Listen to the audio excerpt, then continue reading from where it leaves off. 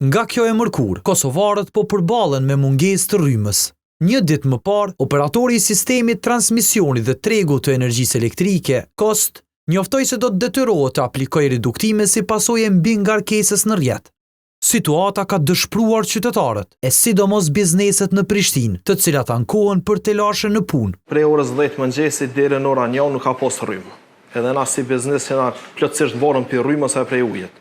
Momentin që nalet rryma, na si biznes nuk mundëm me funksionu. Tu nalet rryma na foka që ka qenë ftoft, temperaturat minus, se gjitha produktet do të migjujt. Problemet me energjinë elektrike po përsëriten çdo vit, me që shumë qytetare përdorin atë si alternativën e vetme për ngrohje gjatë dimrit.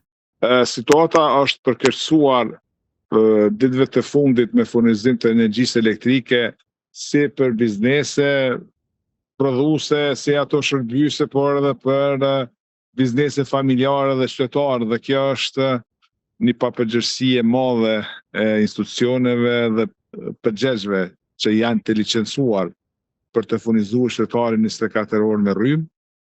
Nga furnizuesi Kesko thonë se situata është lugë. Sipas tyre, prodhimi vendor nuk po mjafton dhe se gjysmën e rrymës po duhet ta blejë nga jashtë me çmime të larta.